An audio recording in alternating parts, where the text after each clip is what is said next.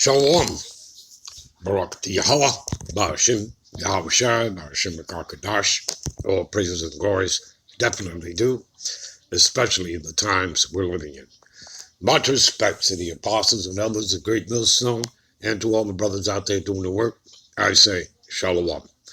All right, this lesson is going to be titled, Blessed is the man that walketh not in the counsel of the ungodly. All right. And we're going to get into the etymology of words here, all right? Besides getting into the precepts to give you what? Further understanding. Because this is how the scriptures are understood. This is how they're read. Now, before I get into the lesson itself, let me say this. The other day, while I was uploading videos, as we always do every day, there was a message that was sent. It was put up like 13 minutes prior to me coming to one of my pages, all right? And the statement was that why do we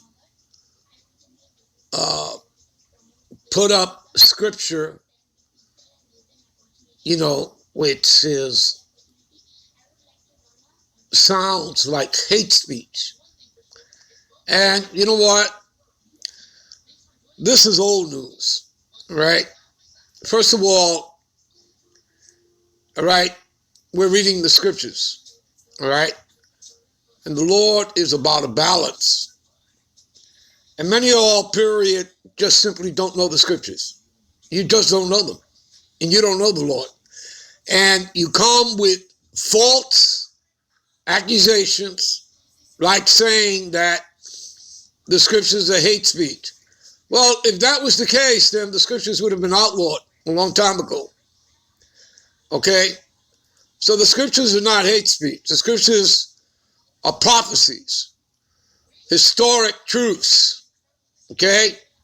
Allegories, dark sayings, parables. And this is not given unto everyone to understand. So, but this guy played himself, okay? And I forget who his name was that he used, and who the hell knows if it was his real name. The point is that he said that, the Lord is not just, coming back for the minorities. So this guy has no understanding of the scriptures, all right? You're not going to find the minorities as a race or a people in Genesis chapter 10, which gives you the 18 nations that he created. It's not in the table of nations. All right? You understand that? So he has a problem with all of it. He can't even understand any of the breakdowns in the scriptures, not understanding that when you go to break down the 12 tribes of Israel, which are in the scriptures, it all points back to the Negro, Latinos, and Native Americans in this country. And the Latino Native Americans are basically the Northern Kingdom, the 10 tribes who came here after their Assyrian captivity. And again, that's in the scriptures. And they want to talk about that it's hate speech to read out the scriptures, all right, to tell you about it. And by the way, that's also backed up in circular history, because Edomite scholars were writing about the Northern Kingdom going back to the 17th, 18th, and 19th centuries, okay? And I have many of those books, as many as the elders and the other brothers do. You understand? So you're an unlearned person, whoever that individual was. You are unlearned. Then he goes on to say that the Lord is coming back to save everyone. That's not in the scriptures. Okay, so I couldn't answer this guy because he took down his video immediately. His comment, excuse me. So lucky for that. He took down his comment. All right? So he's no different than any other scorner that has come on the comment board and made these same claims. And again, of course, he gives you no scripture whatsoever. He's just simply making a statement without any scripture to back it up. And what usually happens to all of these? Well, they get put in their place. Just exactly what I'm doing right now. All right, so to say that, he's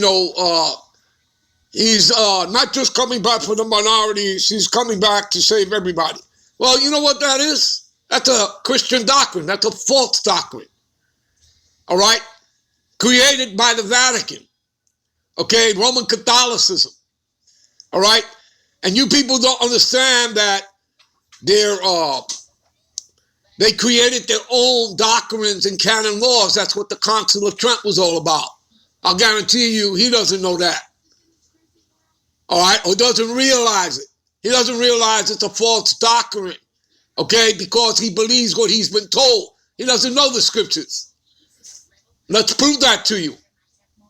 Okay? Because first of all, the Lord has a chosen people. Okay? He has a chosen people. All right?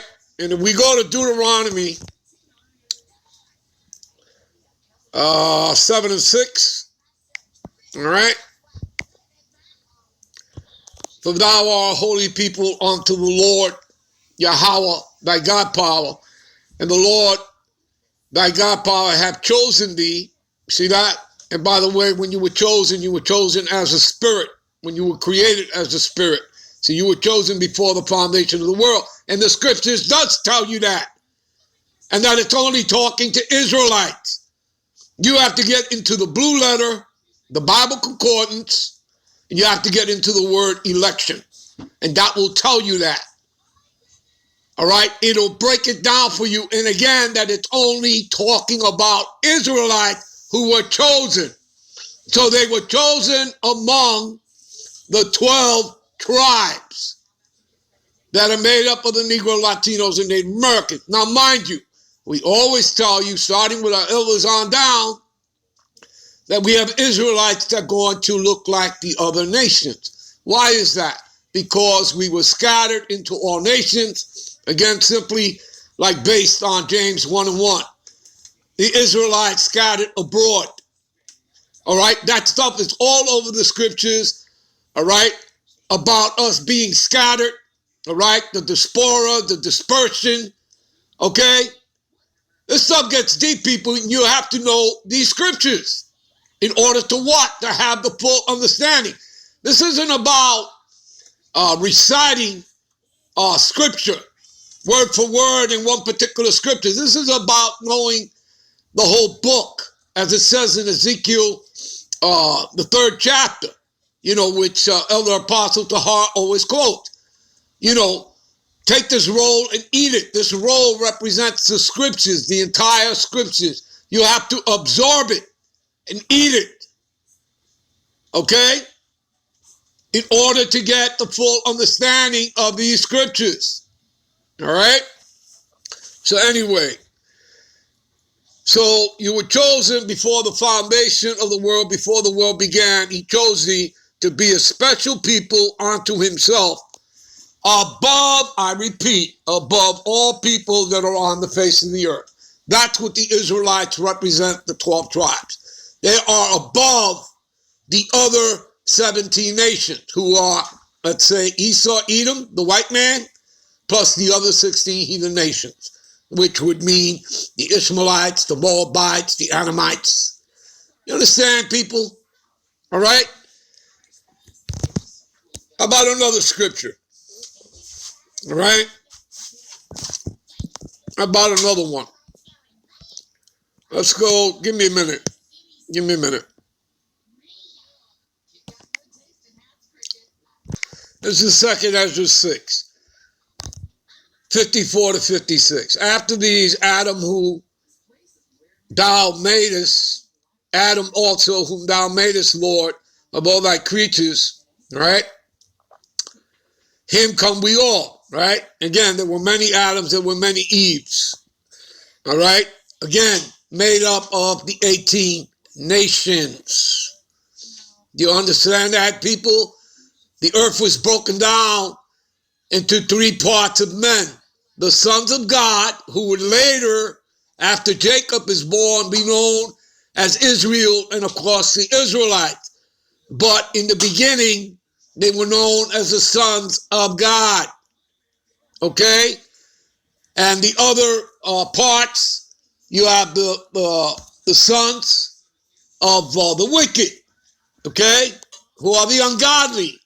Right? Which is the lesson we're going to be dealing with in a few moments. All right? And then you have the sons of men. Okay? So the sons of God, who are the Israelites. Okay? The sons of the wicked, who are the Edomites. Okay? And you have the sons of men, which represent the other 16 heathen nations. All right? Do you people get it? Do you understand that? Okay? When you read about the serpent in the garden, okay, that's an allegory. That's symbolism. Representing one of the sons of the wicked. In order to know that and prove that, you have to get into the words of subtile and serpent. All right, and then hit a couple of other precepts. And you read this when you're reading the story in Genesis, the 3rd chapter there. How the serpent was more subtile than anybody else in the field. The field represents the earth. But again, if you don't get into the etymology of words, you will never understand that. All right? All right. So, again, of him come we all, and the people also whom thou hast chosen. See, the Lord has a chosen people, and that's the Israelites. And just like he had us for the first covenant, he's also choosing us for the second covenant. Okay? And you people have a problem with that. This is all written in the scriptures. How in the hell is this hate speech? What? Am I making this up?